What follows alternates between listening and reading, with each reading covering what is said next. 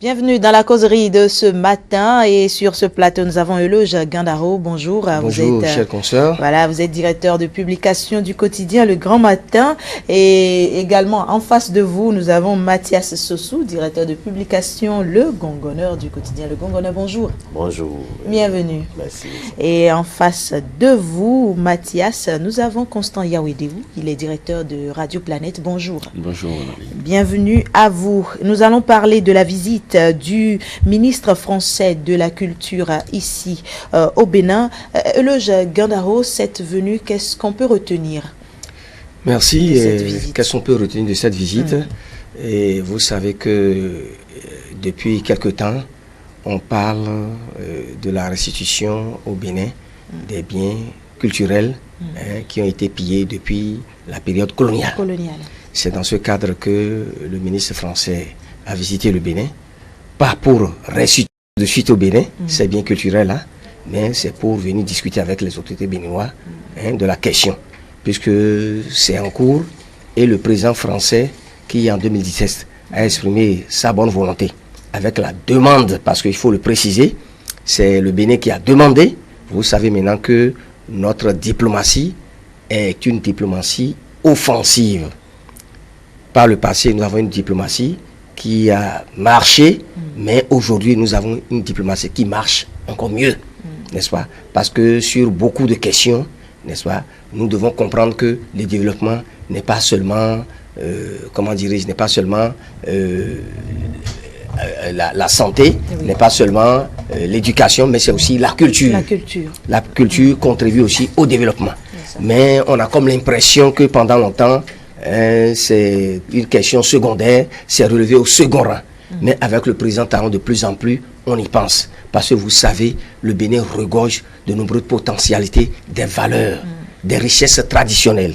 Et vous savez ce qui s'est passé pendant la période coloniale, au temps du général Dode, où vraiment ces biens-là, ces valeurs-là, et ces objets-là qui devraient rester, n'est-ce pas, pour que l'histoire puisse garder quelque chose, pour que nous puissions, n'est-ce pas, les valoriser dans le cadre du tourisme et apporter un plus à notre développement. Ces biens-là sont restés en France. Donc avec le président Talon, il y a eu un certain dynamisme au niveau de la diplomatie. Cette diplomatie qui ne s'est pas seulement contentée de régler les problèmes politiques et économiques, mais bien évidemment les questions culturelles. Donc c'est dans ce cadre que le ministre français a visité le Bénin, toujours dans le cadre de cette procédure-là. Et je crois qu'avec les discussions qui ont eu lieu, nous pouvons dire que ça augure d'un succès pour cette question-là, qui est la restitution pour le Bénin de ces biens culturels pillés depuis la période coloniale. Très bien. Parlant bien sûr de la diplomatie, comment qualifiez-vous cette diplomatie-là, Mathias Sossou? Ce ne serait que pour reprendre les mots de Gandaro, qui dit que c'est une diplomatie offensive. En plus de cette offensive-là, nous allons parler d'une diplomatie qui agit. C'est une diplomatie agissante qui quand même rapporte des résultats probants sur le plan national et international. Pas plus tard que le week-end écoulé, le ministre français de la Culture a foulé le sol béninois, surtout dans le cadre de ce dont nous sommes en train de parler ici, et pour parler de la restitution, en tout cas des biens culturels qui nous avaient été volés ici, et qui sont restés en France depuis. Il faut comprendre que depuis l'arrivée du chef de l'État, même avant son arrivée au cours de la campagne, il a promis qu'il va mener des démarches dans ce sens-là pour que ces biens-là soient restitués.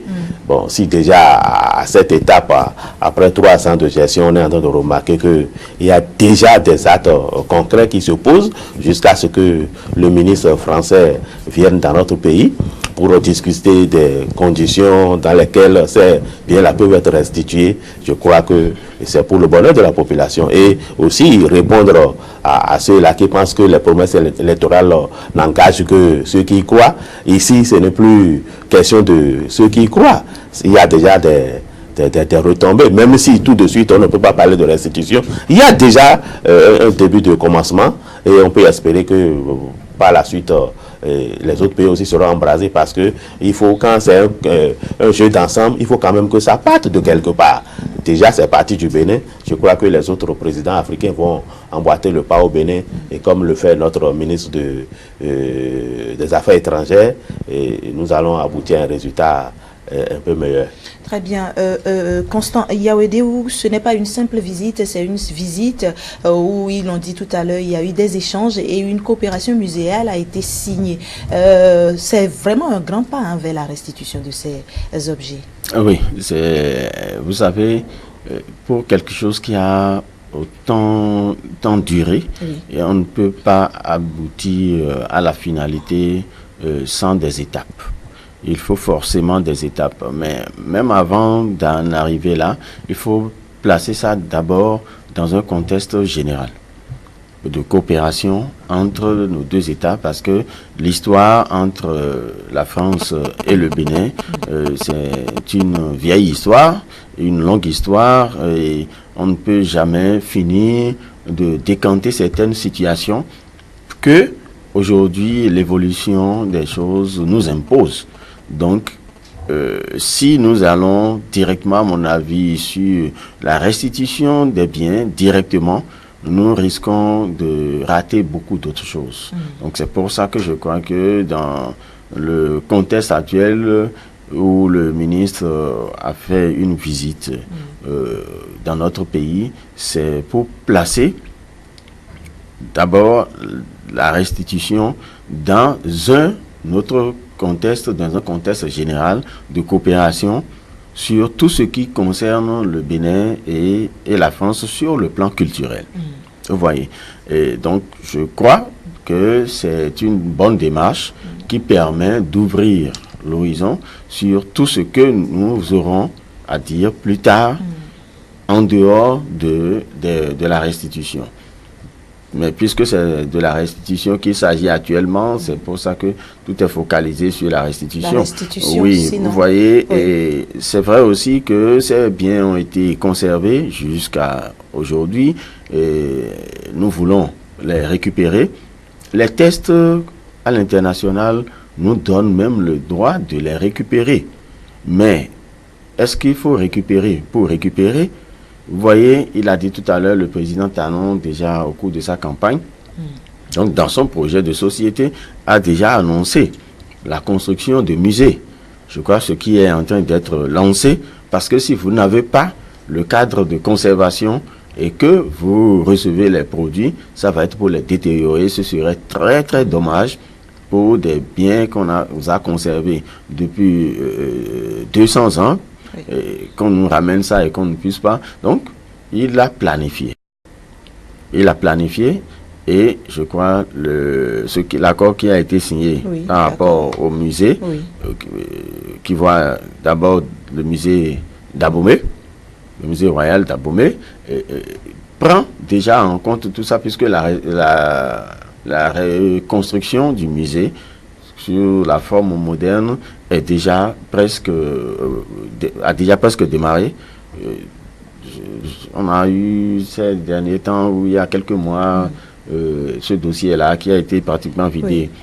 Qui a été pratiquement vidé. Donc tout est fin prêt pour que les constructions, pour accueillir, bon, pour que les infrastructures soient mises en place, vous voyez. Donc ça permet au ministre français de venir constater que le cadre d'accueil est pratiquement installé, même avec ce que nous avons aujourd'hui, on peut déjà commencer par recevoir, mais pour en recevoir davantage, parce que c'est des milliers qui viendront plus tard. Et donc, cette visite lui a permis de venir constater la réalité de l'avancée, la préparation, pour comprendre qu'arriver là-bas, il doit pouvoir maintenant accélérer les choses. C'est que la pression du gouvernement n'est pas une simple pression, c'est parce que nous sommes prêts effectivement à les accueillir. Donc cette visite, je crois que c'était nécessaire pour dynamiser la coopération culturelle entre le Bénin et la France, et rassurer dans un second temps la France que nous sommes prêts à recevoir ces objets d'art. Eloge Gandaro, il n'y a pas que la restitution des biens, il y a également la réhabilitation de la cité lacustre Ganvier et la route des Tatas qui était au cœur des échanges également. Tout à fait. Donc c'est pour dire que le Bénin a su saisir l'occasion, voyez-vous, pour exposer aux autorités françaises, n'est-ce pas, nos ambitions, les grands projets inscrits au programme d'action du gouvernement, notamment dans le domaine du tourisme, de la culture. Oui. C'est très important, parce que se limiter uniquement à la restitution des biens, ça ne nous arrange pas. Voyez-vous, le président est un président qui a une bonne vision, qui a de grandes ambitions pour le Bénin. Vous savez, donc vous voyez tout ce qui est inscrit dans le programme d'action du gouvernement en matière de tourisme et de culture. Voyez-vous, donc il est question de prendre son bâton de pèlerin, n'est-ce pas, et d'aller démontrer aux grandes nations, au monde entier, que nous avons beaucoup de choses à vendre au Bénin, que le Bénin est un pays qui regorge d'énormes potentialités et qui peuvent, n'est-ce pas, recevoir beaucoup de tourisme. Et vous savez que si ce secteur-là est bien développé, ça va nous rapporter des milliards, ça va contribuer au développement du Bénin. Et le gouvernement du président Talon fait beaucoup dans ce sens-là. Donc ça a été une occasion pour les autorités béninoises de présenter, d'exposer à nos visiteurs, n'est-ce pas, tout ce que nous envisageons faire en matière de tourisme. Tout ce qui existe déjà, tout ce qui est préservé, tout ce que nous envisageons faire, n'est-ce pas, dans ce cadre-là, dans le cadre du tourisme et de la culture.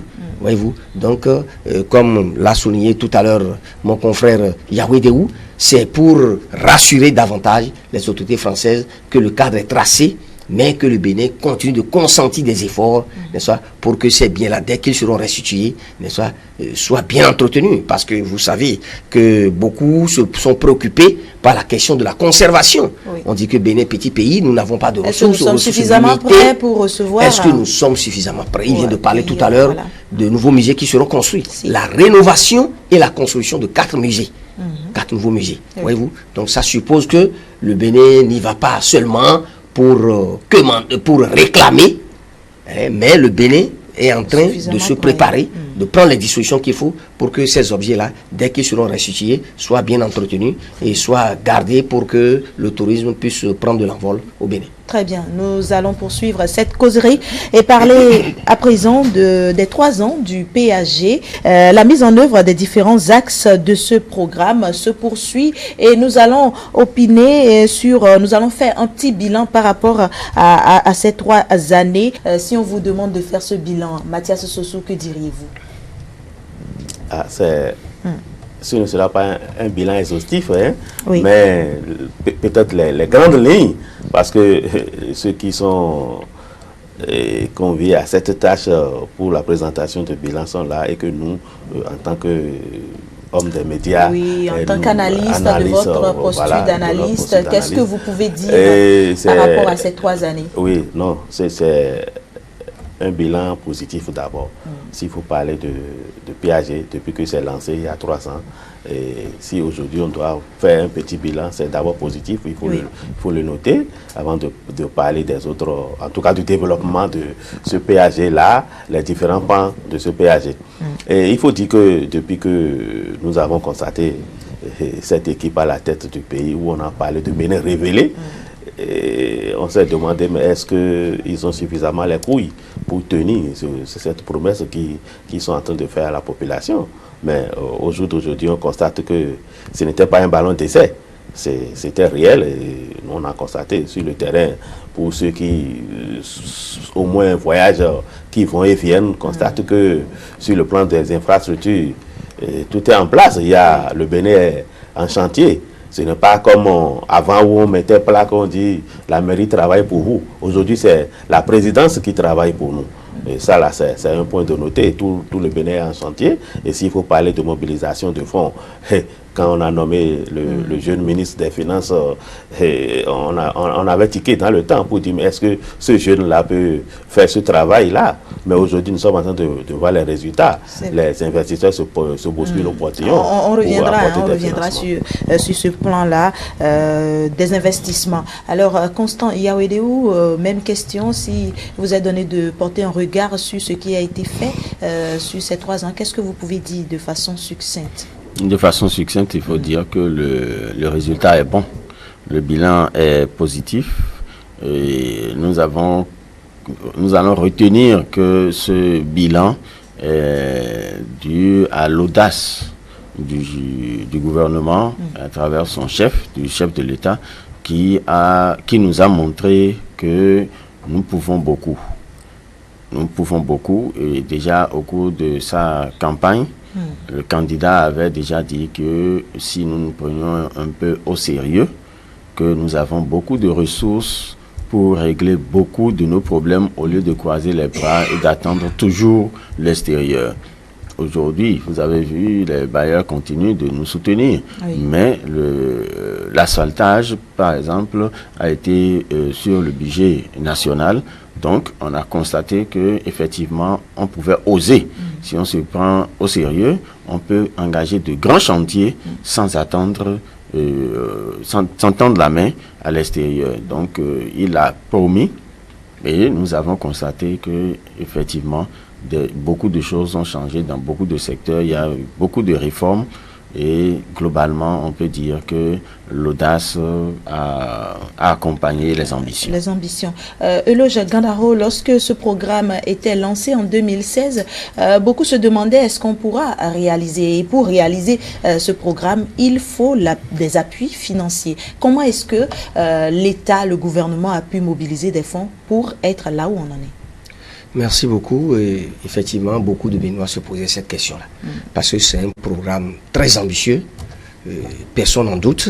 Mais le problème est que beaucoup de citoyens, beaucoup de gens se disent, mais en 2 ans, 3 ans, est-ce que réellement les gouvernements peuvent mobiliser les ressources nécessaires pour concrétiser ce programme-là? Il y avait beaucoup d'inquiétudes. Ça a pris un peu de temps, c'est normal. Et à côté de ceux qui avaient des inquiétudes, ceux qui n'étaient pas rassurés, mais il y en avait qui jetaient de l'opprobre sur le gouvernement, il y en avait qui menaient une campagne d'intoxication pour montrer que c'est de l'utopie, ce n'est que de la démagogie. Aujourd'hui, c'est le silence, on ne les entend plus, dans la mesure où le président Talon a pris le temps, parce que pour guérir un mal, il faut faire le diagnostic. D'accord? Donc les premières années ont été consacrées à l'état des lieux. Le président Talon a pris le soin de faire l'état des lieux. Le diagnostiquer le mal. Parce que nous disons, c'est vrai, les gouvernements qui se sont succédés ont consenti des efforts, mais nous constatons que jusqu'en 2016 encore, nous continuons par traîner des problèmes, des difficultés socio-économiques. C'est clair. Ce n'est pas pour dire que tel régime n'a rien fait, tel autre n'a rien fait. Non, mais je dis simplement la question de la lutte contre la corruption et de l'impunité. Voyez comment c'est devenu réalité au temps du président Talon. Je ne dis pas qu'à 100% c'est déjà bon, mais comparativement au passé, où il y a eu des vœux pieux, des intentions, et ça n'a pas été, et les objectifs n'ont pas été atteints. Au temps du président Kérékou, quelque chose a été fait. N'oubliez pas, n'est-ce pas, la moralisation de la vie publique. Ça fait beaucoup de bruit, mais ça n'a pas pu aller loin. Je veux simplement parler également du président Talon. Au temps du président Talon, on disait il faut faire rengorge, il est pilleur de l'économie nationale. D'accord? Faire rengorge. On en a parlé pendant longtemps, mais je crois que les corrompus étaient bien lotis, et puis les criminels économiques avaient tout le temps, n'est-ce pas, de continuer de poser des actes, des infractions qui ne permettent pas à l'économie, n'est-ce pas, de s'accroître. Avec le président Yahi, on a parlé également de la marche verte contre la corruption. Vous voyez tout cela. Mais avec le président Talon, sans beaucoup de bruit, vous avez vu. Parce que sans l'assainissement de l'économie, sans des mesures rigoureuses contre la corruption et l'impunité, comment nous pourrions mobiliser des ressources pour exécuter ce projet-là? Parce qu'avant d'aller à la recherche de financement à l'extérieur, il faut que nous-mêmes nous comptions sur nos propres forces. Comme on le dit au temps de la Révolution. Comptons sur nos propres forces. Nous-mêmes au Bénin, quels sont les efforts que nous avons consentis pour mobiliser des ressources qui permettront, n'est-ce pas, de concrétiser ce programme-là. Voilà ce que le président Talon a fait. Il a lutté pendant... Et pendant tout ce temps-là, certains disent que mais nous traînions le pas, tout ça là, 1 an, 2 ans après, on ne voit rien de concret sur le terrain. Le social est au second rang, ainsi de suite. Voyez-vous combien cette lutte-là a été menée avec courage et rigueur. Ce qui a permis, n'est-ce pas, au gouvernement en place d'assainir un peu les finances publiques pour pouvoir mobiliser des ressources au profit de ce programme-là. Ensuite, il y a les partenaires techniques et financiers. Puisque aujourd'hui, j'entends dire que les ressources mobilisées dans ce cadre de la programme d'action du gouvernement, c'est déjà près de 3 milliards 900 et quelques millions. C'est très important. Alors qu'on attend près de 9 milliards pour ce programme-là. À 2 ans... 300 milliards. 300 milliards. 300 milliards. Pardon, 300 milliards. Alors qu'on attend vraiment pour la fin beaucoup plus. Mais déjà, nous sommes à la porte de 2020. Vous voyez ce qui a été mobilisé. Et les partenaires techniques et financiers, n'est-ce pas, lors des revues, voyez-vous, notamment, le chef de file des PTF, M. Koulibaly, l'a dit lors de plusieurs rencontres. Il a félicité le gouvernement béninois. Parce que tout à l'heure, vous dites, mais qu'est-ce qui a été fait, qu'est-ce qui a permis, qu'est-ce qui les a motivés. En réalité, c'est le dialogue. Voyez-vous, le président Talon, il est resté dans la logique de l'approche participative. Le dialogue. Donc le dialogue a été maintenu. Il y a ce cadre-là qui est maintenu. Et il y a des rencontres trimestrielles au cours desquelles le Bénin rencontre, n'est-ce pas, de ce qui a été fait. Et les performances enregistrées montrent aujourd'hui que il y a un an, c'était à 6,7%. Aujourd'hui, le taux de croissance. Nous sommes à près de 6,7%. Et ça va évoluer, puisque l'objectif à atteindre, c'est d'atteindre un taux de croissance de 10% d'ici à 2025. Avec le programme ambitieux Bénin à la FIA 2025.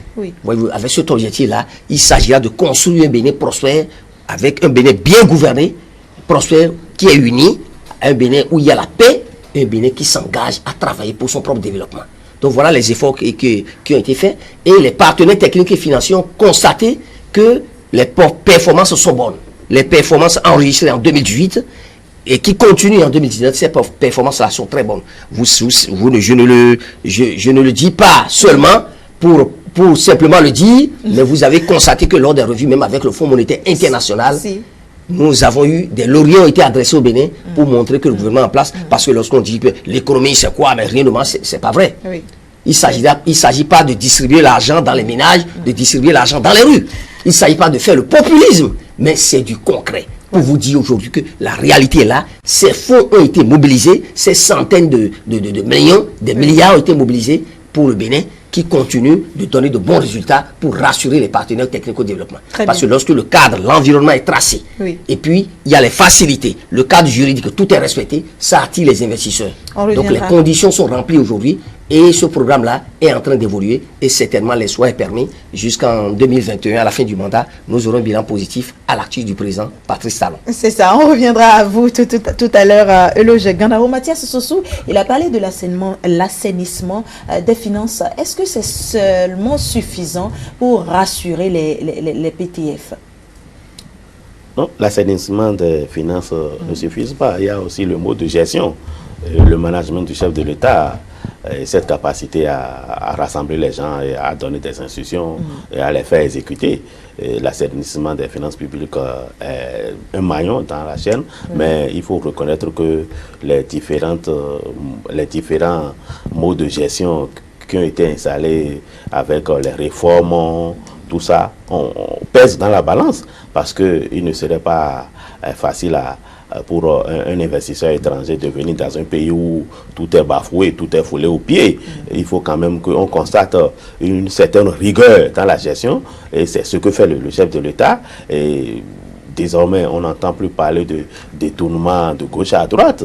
Il y a en tout cas un frein qui est mis à ce niveau. Donc les différents modes qui devaient entacher le bon déroulement de l'exécution du PAG sont mis de côté. Et c'est ce qu'on constate aujourd'hui, parce que tout à l'heure il a dit que les investisseurs se bousculent au portillon pour financer les différents projets que le pays est en train d'initier. Ça veut dire que quelque part, ils ont accepté, le chef de l'État a pu convaincre par sa gestion ses partenaires techniques et financiers pour qu'ils viennent nous apporter leur soutien.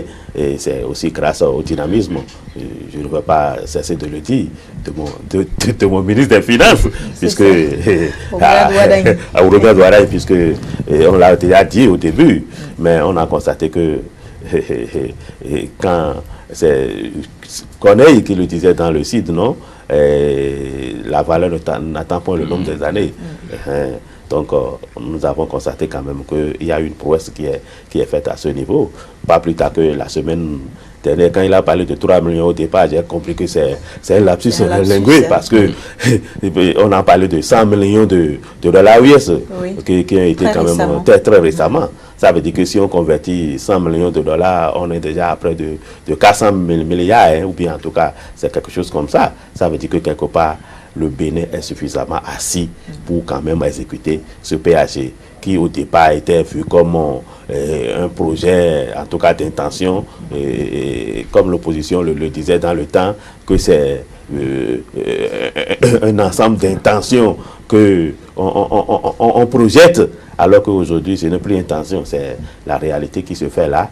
Et je crois que c'est quand même bon, et comme il le dit souvent, les partenaires techniques et financiers sont d'accord pour ce qui se fait actuellement, sinon ils ne peuvent pas financer à hauteur de ce montant que je suis en train de constater. Ça veut dire que quelque part il faut tirer un coup de chapeau à ce gouverneur. Je parlerai du chef de l'État, qui a quand même su mettre à profit toutes ces potentialités dont il dispose pour convaincre ses partenaires techniques et financiers. Il faut le reconnaître. Il n'est pas chef d'État qui veut, c'est chef d'État qui peut. Et c'est parce qu'il peut le faire qu'il a levé son doigt pour quand même prendre le gouvernail du pays. Et il a même promis, il dit qu'à la fin de son mandat, quand on va le voir, on va vouloir le porter au triomphe. Ça veut dire que quelque part, il a une certaine ambition qu'il veut quand même faire connaître au peuple béninois. Et à la fin de son mandat, on n'a plus besoin d'attendre la fin du mandat. Hein, parce qu'un jour, je parlais d'intention et d'ambition. Un jour, le chef de l'État parlait, il disait il a donné l'exemple sur les venus de France que nous recevons ici. Il y a parfois, nous allons acheter des véhicules venus de France, et quand on ouvre le coffre où on met les pneus secours là, on constate que ce pneu-là n'a jamais été changé. Et il dit que les véhicules ne connaissent pas, en Europe par exemple, ne connaissent pas des problèmes de transmission, rotule, et roulement, tout ça là. Mais que c'est compte tenu de l'état de leur voie qu'il y a de ces facilités-là. Mais chez nous, au Bénin, quand tu achètes un véhicule, à peine 1 an, 2 ans, vous allez commencer, quand le véhicule roule, vous allez commencer par avoir des bruits dedans, qu'il va cesser avec ça. Et je crois que c'est ça qui a pesé aussi dans la balance pour l'asphaltage que nous sommes en train de constater dans le pays aujourd'hui. Si il arrive à réaliser tout ce que nous voyons là, je crois que les gens diront, en tout cas, pas les gens, les mauvaises langues peuvent vous dire que ce n'est pas asphaltage qu'on va manger, mais il y a quelque part, si tu trouves un peu d'économie et que tu ne mets pas dans les moyens de déplacement, et que tu vas consacrer ces moyens-là à d'autres choses, je crois que ça règle un tant soit peu un autre problème à ce niveau. Donc nous n'allons pas nous calquer sur les médisances de ces mauvaises langues pour parler de choses-là, sinon que, en tout cas, quelque part, je donne un point à ce niveau. Très bien. Est-ce que c'est seulement la méthode? La méthode est à la base, parce que quand vous avez un partenaire, le partenaire n'est pas ami à vous pour perdre, c'est pour gagner. Donc l'assainissement de l'environnement juridique au niveau de presque tous les secteurs rassure les partenaires. Donc, si les partenaires décident aujourd'hui, parce qu'au niveau des partenaires, il faut comprendre qu'il y a beaucoup de mesures. Ils nous connaissent déjà, ils savent comment il y a du lacisme et l'autre ne va pas suyer pour venir jeter à l'eau. Donc, ils ont beaucoup de repères aujourd'hui qui leur permettent d'avancer. Et si finalement on a constaté que les partenaires ont commencé par s'intéresser vraiment à ce qui se passe au Bénin, à investir au Bénin, c'est qu'ils ont observé et ils ont vu, peut-être que aussi ils ont vu que c'est un programme un peu trop ambitieux. Bon, mais même les croyants seront d'accord avec moi quand on dit qu'il faut demander beaucoup pour avoir peu. Donc on ne peut pas dire que c'est de l'ambition, mais il faut aussi dire que le chef de l'État était resté dans une position. En tant que simple citoyen, il était un peu sous-marin politique et économiquement, il était l'un des acteurs majeurs de l'économie nationale. Donc de cette position, quelqu'un qui se retrouve dans cette position ne peut pas ne pas réfléchir tous les jours pour voir comment est-ce que je dois faire pour avancer, pour que mon économie personnelle évolue, que mes affaires évoluent. Tout ça la permet de découvrir. Donc, de cette position, ce que nous avons gagné est que il se retrouve aujourd'hui à la tête du pays. Il est obligé de mettre tout ça en application parce que c'est des acquis. Donc, il sait de quoi il parle quand il dit que nous n'avons pas besoin de tendre la main et que si on, dans une certaine mesure, que si on se réorganisait et qu'on mettait un peu de rigueur dans la gestion, je crois, il le disait même au cours de la campagne, que nous pouvons mobiliser beaucoup de fonds et réaliser des choses qui vont étonner. Il le disait au cours de la campagne, on l'a suivi. Donc, quand il a été élu, on a vu qu'il a mis ces ambitions-là dans le PAG et il nous a dit serrer les ceintures. Parce que le changement d'habitude n'est souvent pas agréable. Petite habitude, je vais ouvrir les caisses et chacun viendra ramasser ce qu'il veut. Bon, là c'est autre chose. Mais quand on parle d'assainissement, de réajustement et de réorganisation, ça bouscule toujours. Tous ceux qui ont fait une fois un déménagement savent de quoi on parle. Donc les habitudes sont bousculées. Et dans ce sens, il faut aussi reconnaître qu'il a beaucoup misé aussi sur le capital humain. Vous sentez que c'est le gouvernement qui a le moins fait de remaniement depuis très longtemps parce qu'il a les cadres qu'il faut, à la place qu'il faut.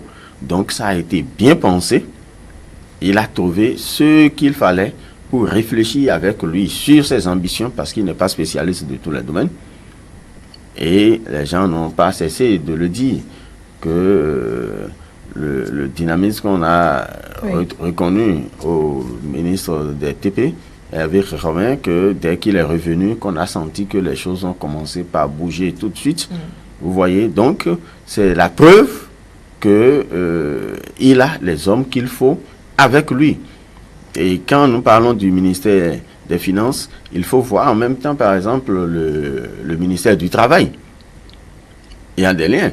Et celle qui est au ministère du Travail, c'est celle qui a gravi tous les échelons qu'il faut de l'administration jusqu'à être ministre des Finances. Donc, Romuald Wadaï a trouvé celui qu'il lui fallait à côté pour que les choses aillent très bien. Donc, j'ai compris que le chef de l'État a été un très bon observateur de la vie publique et il sait finalement comment il faut, avec qui et comment il faut, les idées qu'il faut pour organiser, orchestrer, mettre tout ça là en harmonie, son intention, ses intentions en harmonie pour que ça puisse réellement donner. Et j'ai l'habitude également de dire, en cours de chemin, on ne peut pas évaluer, ce n'est que vers la fin qu'on peut évaluer et voir son ambition, quel a été le taux de réalisation. 100%, ce n'est jamais possible, mais on peut le fouetter pour qu'il aille le plus loin possible.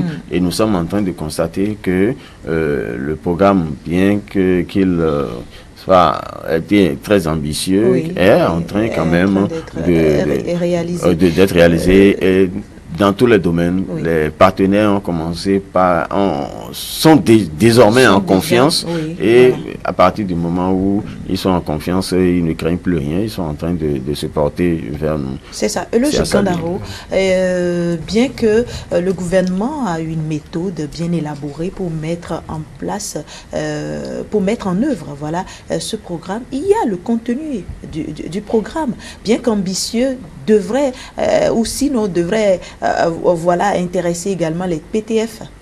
Tout à fait. Je veux parler des projets, asphaltage dans le domaine de la santé, infrastructure, dans le domaine de l'agriculture également. Qui embrasse beaucoup de domaines qui impactent directement la vie quotidienne des Béninois.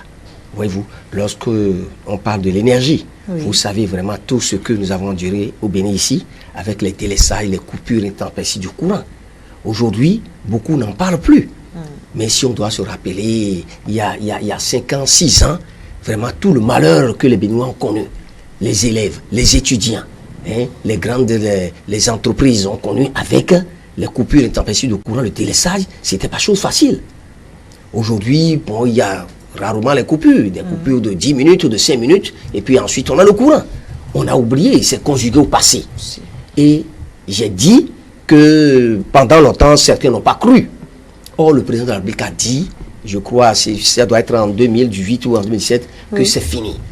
La phase, l'état des lieux et la phase des études, c'est fini. Et que maintenant, son gouvernement passe au concret. Et le concret, c'est des réalisations sur le terrain qu'on peut toucher du bout des doigts.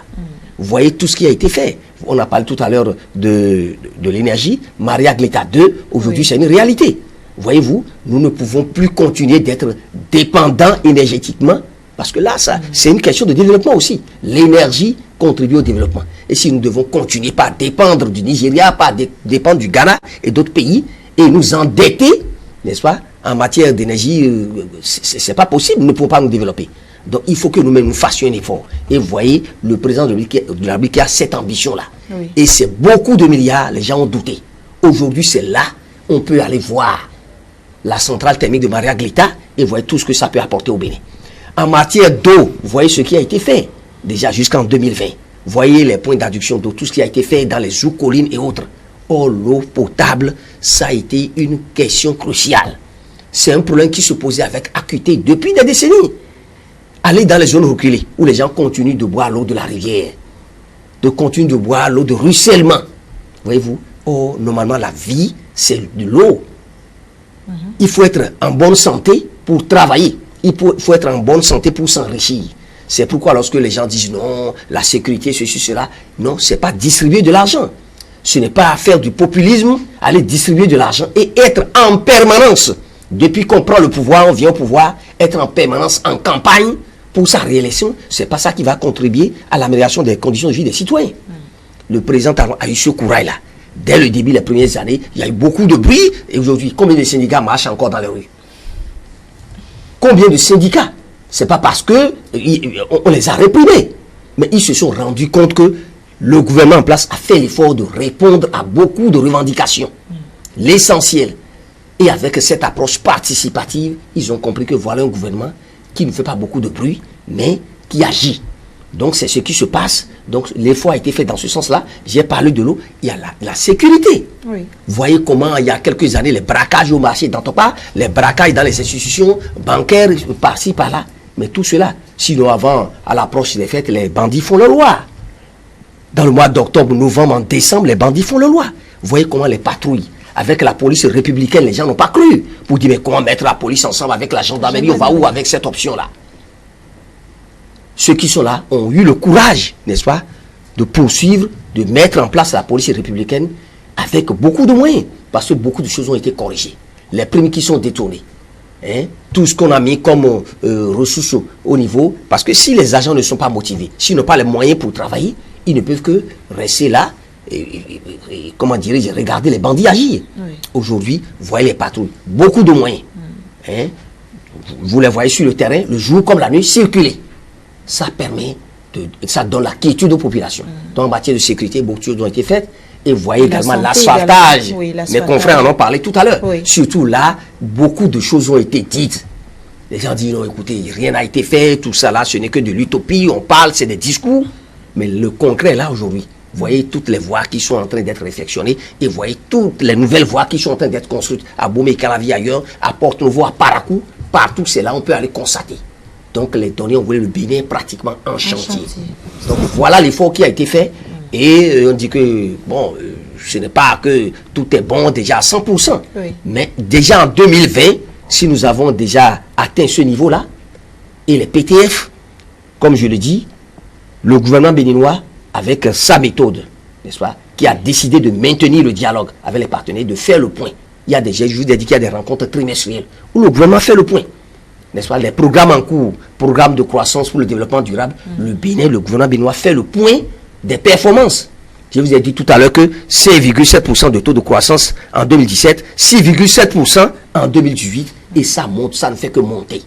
Grâce, n'est-ce pas, à la ténacité, à la rigueur dans la gestion des biens publics, n'est-ce pas, à la lutte contre l'impunité et autres là, et surtout, il y a des indicateurs positifs au plan social. Oui, parce que là également, les gens parlent du social, ceci, cela.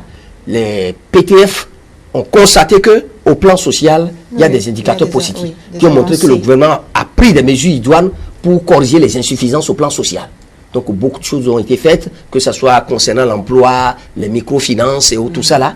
Donc dans le domaine social, les PTF ont constaté que beaucoup d'efforts ont été consentis. Et tout cela les a rassurés pour leur montrer que le gouvernement béninois continue de consentir des efforts. Et en 2020, ça va se poursuivre. Oui. Ce qui nous permet de dire que l'espoir est permis. L'espoir est permis. Et que tout le Bénin qui est en chantier, certainement qu'en 2021, nous verrons les grandes réalisations. Et nous ne serons pas étonnés, nous ne serons pas surpris si ceux qui, il y a quelques années, quelques mois, disaient que, bon, écoutez, bon, au plan social, il n'y a rien, nous souffrons, c'est la morosité. Si ceux-là surprennent encore, si le président Talon tenait à être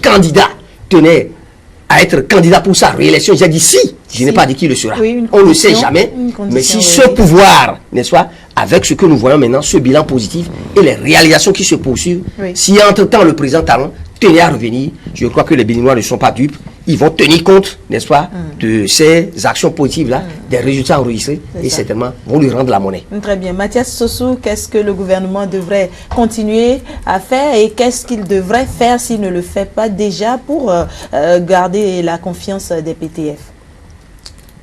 Pour garder la confiance des PTF, il faut continuer davantage à faire ce qu'il est en train de faire actuellement, l'assainissement des finances publiques, la rigueur dans la gestion et réparer quelque peu le tissu social qui semblait être un peu déchiré.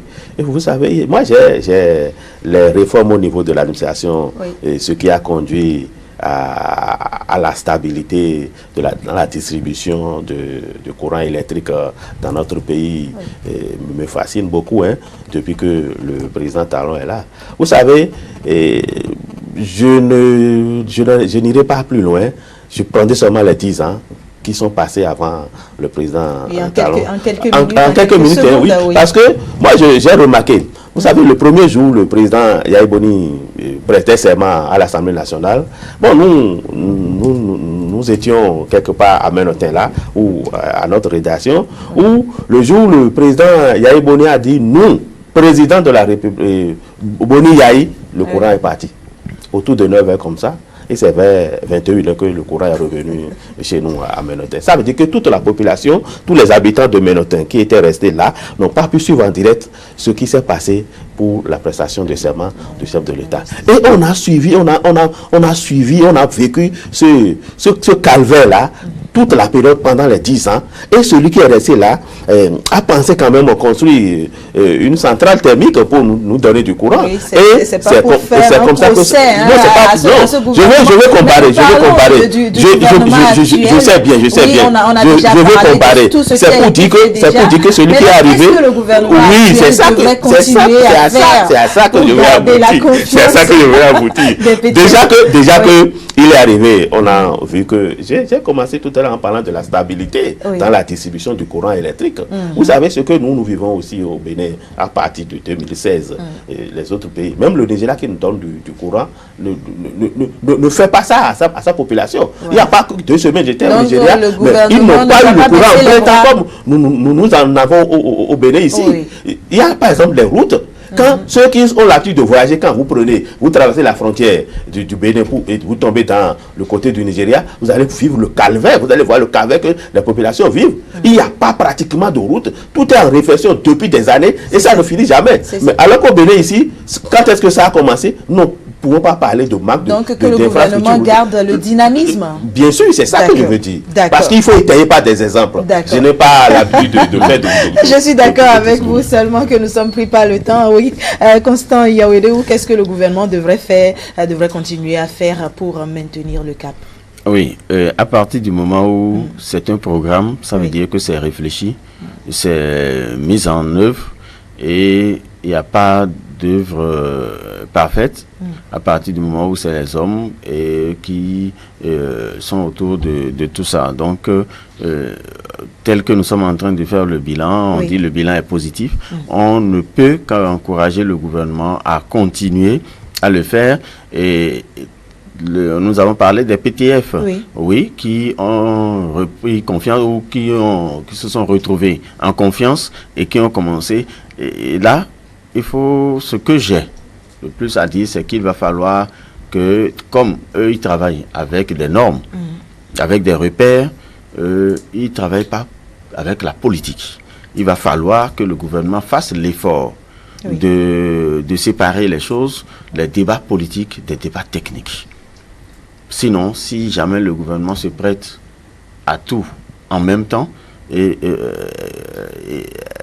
sera perturbé, et là, ça va remettre les partenaires dans une situation en difficulté. Donc, il faut que tout ce qui est technique puisse continuer. Je continue de dire, il a mis des techniciens autour de lui, que les techniciens s'occupent réellement de de leur cahier de charge, et que la politique ne nous amène pas à reculer encore sur le plan des réalisations, pour que à la fin le bilan soit vraiment positif. Voilà, même merci. Si c'est pas à 100%. Merci beaucoup, Constant Yaouédéou, vous êtes directeur de Radio Planète. Merci d'être venu ce matin. Merci également à vous, Euloge Gandaro, directeur de publication du quotidien Le Grand Matin. Mathias Sossou, directeur de publication, voilà, du quotidien Le Gongoneur. Merci d'être venu ce matin, cher doyen. Bonne journée à vous.